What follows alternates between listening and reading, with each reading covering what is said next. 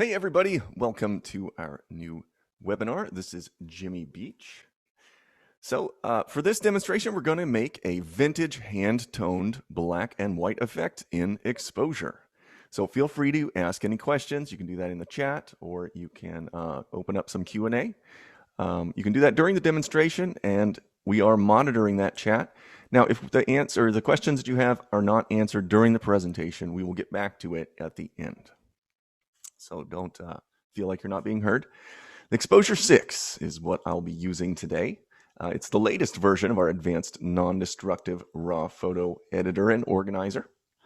It handles your full post-processing workflow from editing, or from culling or copying images from cards, organizing them, and all the way through editing and even printing. So we're going to go to our candidate images from Barbara McFerrin. Barbara, thanks so much for letting us use these today. Okay, where to begin? So what are we talking about? What are we going to make? So black and white photographers used to use color inks and pencils and things like that and tone their images. So they would take a black and white print and then put color right over the top. So it's a unique look that screams really vintage. And if you are not familiar with it, I did a little bit of Google searching, and you can see right here, this is like Wikipedia. So they have some good examples. This is a great one. This is recoloring of this photo. It wasn't actually a color photo. Oh, that's so cool.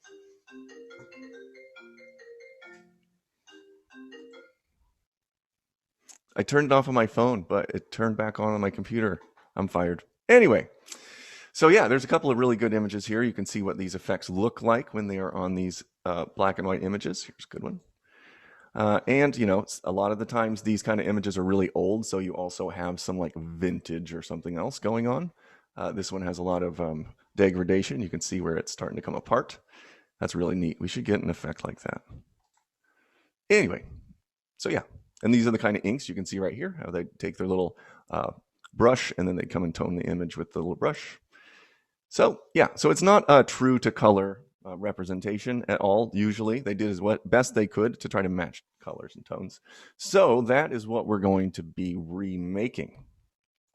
And so yeah, so let's actually take a look at how I've done this onto a photo in exposure already, and that's this one right here. So I'm going to close this side and I'm going to open up this side. Okay, so you can see here in the layers panel, don't be intimidated. There's a lot going on. But in the layers panel, essentially what we have is we have a layer that goes all the way over the top. And then we have sections you can see in the layer masks here where you can control. I'll hover over them so you can see. Where you can control, there, that one's the C. And each little component or each major component of the image, and we're controlling the amount of tone or amount of color that's being shown in that area. Okay, so that's how we've done it for this image, right? So instead of going back through and showing you all of that one more time, I want to do it on another image because it might be a little bit different than this one. Okay, so now that we kind of know where we're going to, so yeah. I just want to make sure that I'm covering all my bases before I start moving, because I tend to get really excited and want to get right to work. So anyway, okay, so this is our new image here, and so these images have been lightly edited already, like any retouching type stuff that Barbara did, she did already. And then so this is like essentially, let's say we just got this off our camera card, I would hit auto, maybe do a little sharpening or whatever, and then start the process of creating this look. So we'll just act like the same thing here. So I'm going to hit auto just to say that's exactly how I want the image to look. Okay. And now auto does make corrections to a bunch of different controls here in the basic panel. And I want to keep these separate from the look that I'm making, so that if I want to come back and make adjustments to the image, or the base adjustments that I made to this image, I can do that here. So because of that, I'm going to right click and choose to rename, there it is, to basics. Right? So that's our bottom layer, and it's 100%, it has 100% opacity. Okay, so I'm not going to do anything else to it. The image looks great. So the next thing that we're going to do is, well, when we're going to create our black and white look, um, we need to choose how we want that black and white look to read. So we're not just applying a straight over monochrome look to this image, because that's not going to do it any justice, even if we do some hand painting. Okay, the hand painting effect can flatten the image out a little bit because of, well, depending on the type of print that it was in the first place. So first we need to make our black and white print. Okay, so that's really easy. We're going to, there's a bunch of presets in exposure that are really good for this, like all of the black and white, no, not all of them. All of the black and white options are right here. So I don't want one that already has a tone like this one with blue and gold on it. So I'm going to look in just straight black and white films. Okay, so we're actually emulating a print. Okay, so I wouldn't use a low contrast version because we are emulating that print. So I want to have that dark there. So the low contrast versions don't quite have as much contrast. That's why they're called low contrast. Anyway, so I want to look down here for something that makes this blue really poppy, like Panatomic. Yeah. Okay, so I'm going to just, here's Panatomic, but I don't want to oversave my my basic panel or my basic layer. I want to keep that layer on its own. Even though if I click this, I'm going to click it right now so you can see. You can see that all the changes happened right over here on the right side, but the right here on the basic panel, that stayed there. Okay. Now, if you do edits in the basic panel, it doesn't get overwritten when you apply a preset. However, I want to have this separate because I have something else planned. So I undid that with Command Z. Now I'm going to just drag this over, add layer. Now it's in its own layer. Okay. So if I turn it off, color, turn it back on, black and white. Now that we're in black and white, we can look right here on the basic panel, and it says black and white on the right side. This is a black and white mode layer. And when a layer is in black and white, another thing happens up here on the top. You get an option that says blend base. Okay. So what this means is the blend or the color that's underneath this image will not register as I make adjustments to the opacity of this layer. See, it even tells me right here. It says I am using black and white blend base. So essentially, as I remove the effect of this Panatomic layer or a preset that we added, I'm just going, if I turn it all the way down to 0, this is essentially a monochrome image where we just took the saturation and drug it all the way down. That's what that is. So if we turn it back up, that's the Panatomic effect. It's a little bit different. It gives a little bit more pop to the blues, and her skin is a little bit brighter. Those oranges are a little brighter here. So, okay. So what I want to do for this, because I want some of that color that's underlying in the image to come through, I'll set that to color. So now my blend base is color. And when you have a color blend base, now as I drag my opacity down, you can see the color coming back through. Okay. So that's important. You have to set yourself up so you can do this. All right. So yeah, we'll just go at 100 right now. And now what we need to do is make some different selections. This one's really simple, and that's why I chose this one for sake of the demonstration instead of me painstakingly zooming in and out and making little brush marks every which way. I think it's going to be easier for me to show you this. So yeah, now, we have some really important steps to do, and that is to block out this image with different masking techniques. Okay, so first up, let's choose, let's go. I opened up the brush panel right here, or brush tool. And I'm going to zoom down. I'm going to use the color constraints. I'm going to just go, her dress is blue. That's going to be easy. So I can just choose blue preset. And we can see that the blue did a pretty good job. I'll click show mask. You can see, okay, so there's a little bit up here in the corner. And there's a little bit in her, I think there's a bow in her hair right here. That looks pretty good. Let's maybe widen this a little bit. That's not really doing anything. Nah, that's good. Okay. So I will take out a little bit of the noise because I can see that on her dress. That's fine. And then I'll add a little bit of feathering, but just a touch. Okay, cool. So now we have her dress selected, right?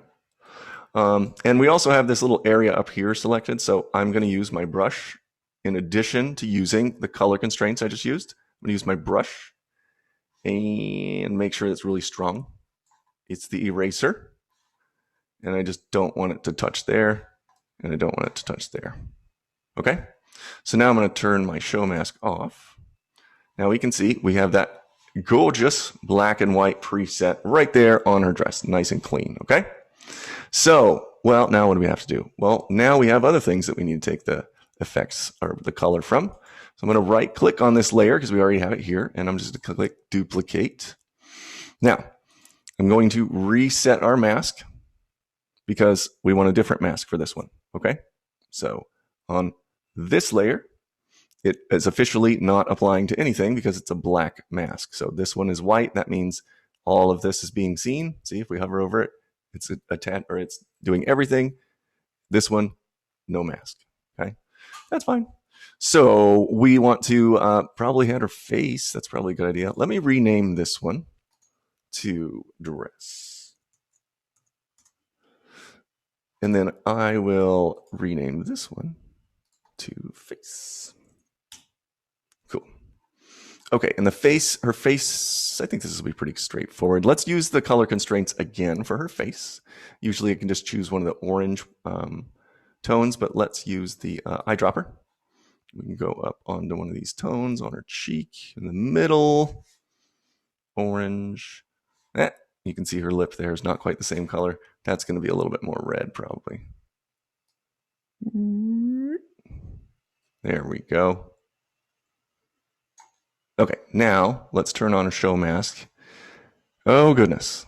So we have some cleanup here to do because we're selected on this stuff back here, but we only want it to really do an effect to her face. So we can use these sliders down below to tighten up our selection. Oops, that's not right. No, I want to keep all that. How about this way? Okay, that's a little bit better. How about this one? It's getting better. I want to keep most of her hair in this selection, but in the darks, you won't really be able to register how much that saturation of that tone is happening in the darks. So that will actually add to the tone effect. So let's leave this alone because it's not doing us any good. All right, cool. So we used our color constraints, but we have a bunch of extra stuff. So I'm going to do the same thing I did before and use a very big eraser brush and get rid of everything down here because I only want it to do her face.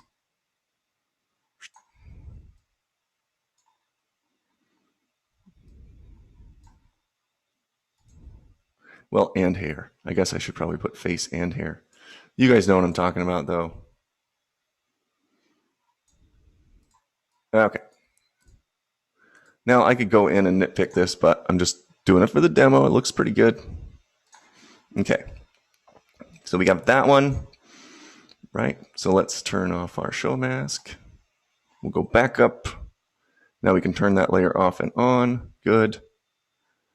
And her dress, same thing. Good. I think I went a little crazy with this. I'm going to have to zoom in. I see a little bit. That's a space bar. If you guys need to pan around, if you hold the space bar, it turns everything off and it turns the cursor into a hand so that you can move around. Yeah, I went a little aggressive. Darn. So let's add that back in. Okay. You can see how the effect comes out compared to her hat here. Anyway, let's do one more layer. We'll duplicate this. Same thing we did. I'm right-clicking here in the Layers panel. Choose Duplicate. And let's rename this one Background. All right, so let's reset. All right, so this one I think it's probably going to be easiest if we just brush this on. Yeah. So I'll just put my flow of a brush all the way at 100% and then just essentially take the color out, and you can see how it comes out as I brush on the whole thing.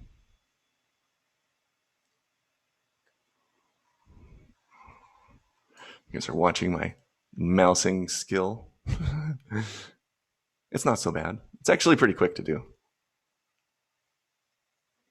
I like to use my arm when I'm dragging my mouse around. I feel like it helps me make bigger, the bigger the motion with, and I use my shoulder. I feel like I can do better or more crisp work. It's like a shoulders workout. Anyway, there we go. That's pretty close. All right, that's gonna work. Okay, I can't actually. There's a little bar above here that I can't see in the image. I think I got it. Anyway, all right, let's turn it off and on. Excellent. Okay, so now we have 3 different layers, 3 different things that we're controlling in this image. So what we'll do now is, just like a person would do if they're hand painting this effect on, is they will go to their inks, which in this case is going to be the blue of the dress, and then we can put on some of that very gently. So a lot of the times when I was doing hand toning for black and white images or prints that I would have, then I would dilute the tone a lot so I could put several layers on. So I had a really good amount of control on it. So what we'll do here is we'll use the opacity control and slowly bring it down until we can see that richness of that color start to come through. So we can just do it just like this until it looks like we still want it to register that this color is not pure color. It's not going to look right if we crank it all the way up like that. It looks completely, it's a different look than what we're going for. Okay, so we want to bring it down so that tone, that gray of our black and white print is showing through there, but that we still get the idea that we have added a bunch of density to that color. So I'll put it at about half. So now the face is the same thing. A face is another thing that somebody that's doing this toning in the darkroom with, or well, not in the darkroom anymore, but to their black and white print, is they'll first color their subject. And so we are coloring our subject first. Now, usually with the skin, it would be really flat. So if we wanted to add a level of, to make this a little bit more realistic, we might want to flatten our tones out a little bit. So why don't we'll think about doing that here in a minute. Okay, and then the background. So the background's not super important, right? Because their subject is what we want to be looking at. So I'm not going to be increasing that quite as much. I want a little bit of color to show that there is tone back there, but really I want it to read more like a toned black and white shot. Something, it almost looks like concrete there with a little bit of tone on it. So there, now we have our look, right? So we can hold down our backslash key to see what the original shot looks like. And then with our new black and white hand-toned look. Okay, so remember when I said, let's kick it up a notch, but remember when I said, all right, let's make it a little bit more flat, make it a little bit more realistic. So let's, I'm gonna add a layer and we will go in here to a, nope, I want color. I'm gonna go to faded. So now that we have color in our image that we've reintroduced, I want to fade that out a little bit and maybe add a little tone to it. Let's try that. Yep, that was it. So then this is quite a bit. I can take that down a little bit until it reads kind of, yeah, better in the tone and the shot. So let's hold down the backslash key. We'll see it again. Yep. There we go. So now, remember I said that we separated this all into separate layers so that we can go in and make adjustments. And that's what we can do. If we want to make a couple of more tweaks, such as on the basic panel, it reads a little bit right now like it needs a little bit more contrast. So we can edge that up and make it, give it a little bit more density. Or we can, or if we wanted to make it a little bit darker, we can also do that. And you can see that all the layers down here will adjust when you do this. Like when you make adjustments to the bottom image, it'll follow its way up through and apply those adjustments. Okay, that looks cool. All right, so we have a question that I will get to. We're almost done making this look. So, oh, right, I want to point out this faded gold preset that we put on there, I'm going to rename this Glaze. Glaze is something that you use to seal, like artist medium. And so it's a lot of the time, like artists or painters, they'll put a little bit of a tone in their glaze layer, and it helps everything read like it's all one thing instead of having several separate layers. It ties the look together. Okay. So that's how to do that workflow. It's pretty simple to do. Now we have this shot. Okay. So we actually have a look so we've essentially we've gone through how to make a hand painted look with that effect that we just went through, the workflow that we just went through. So now we have a question here that I'm going to field in this next segment, which normally I don't do. Oh, hi, Barbara. Anyway, I normally don't do, but I think it's important. Okay, so that's like if you have an image that doesn't have any color in the first place and you want to add toning to that. So what we're going to do is fake that we have a black and white image in the first place. With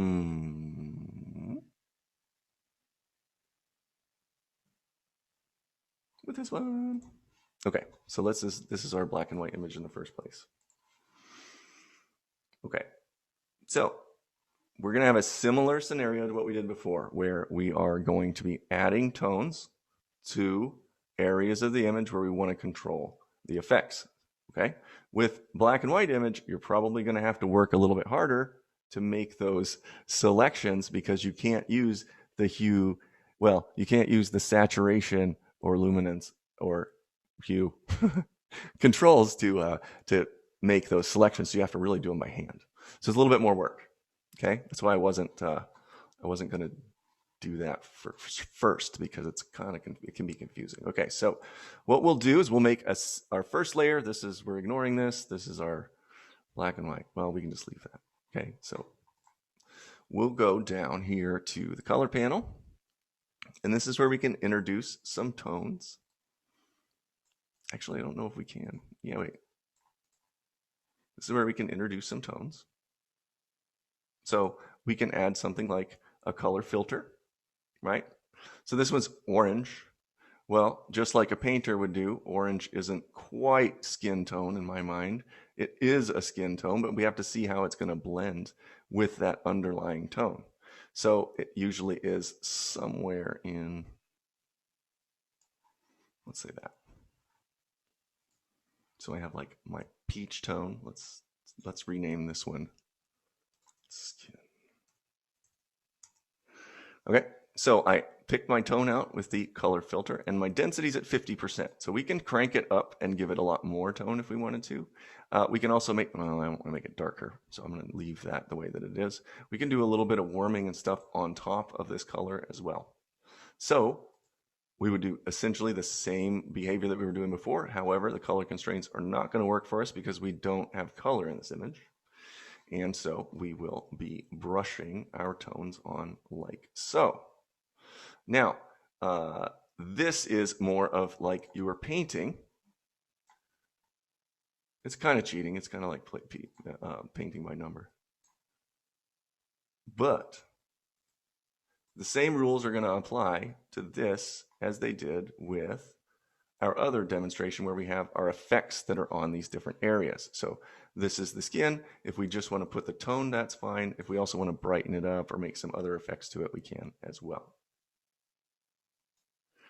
Okay, so next thing we do, it's almost the exact same thing. We want to, let's go there. We want to add another, let's say, I don't know. Let's do blue.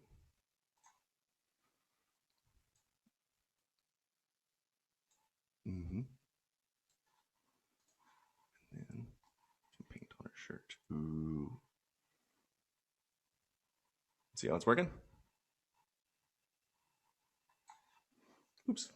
Then I can hold down Alt, go to my eraser brush, and get rid of all that extra junk. Anyway, so that is essentially how you do that. One layer at a time, you work your way up and you build up the effect until you have everything selected and all of that. Okay. Now, again, like after you're done doing this kind of work, if you are making edits, um, after you're all finished, like you have your, I know, it's giving me the error. It's saying I don't have any presets selected, so it's not going to do anything. So if we look at, if once you're done and you have your look looking the way that you want to, or you're happy with the way that it is, then remember to add a finishing layer all over the top. Most likely that's going to help bring that continuity back to it. So when you do something like that, I would probably add something like I would probably do something like a color filter. Probably something that's more of a probably print low contrast would work really well. So let's we'll try one of these. This is a low contrast Kodak Gold. Okay, so and you can see that it messed my tones up, and so I can take that opacity of that and bring it down a little bit, and that's just to bring those colors back together. You can see it. It kind of warms them up, and it makes it look like the edges aren't as crisp. It dulls it a little bit that way. So there we go. All right. So we had two different ways of looking at how we can make a hand-colored black and white image in exposure. We have one where we have a color image. Hit escape. You can see this is where we had a color image in the first place, and holding down the backslash key, we created a hand-toned look.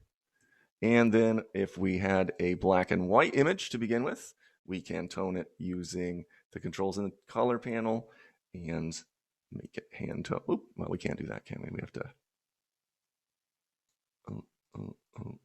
There's our black and white. Boop, there's our color. Okay, so that concludes the demonstration for our video today. I want to thank everybody for tuning in. I have a couple of things to tell you before we close down the webinar, and then after that, I will do the Q&A. So if you want to get in contact with us or with other exposure users, you can do so in our Facebook group, the Exposure User Group on Facebook. Post your work to Instagram if you want us to see it. We love to see what you create using our software. Use our hashtag #MyExposureEdit, which will get our attention and others that enjoy using our software. And we want to thank everybody again for your interest in exposure and for being exposure users.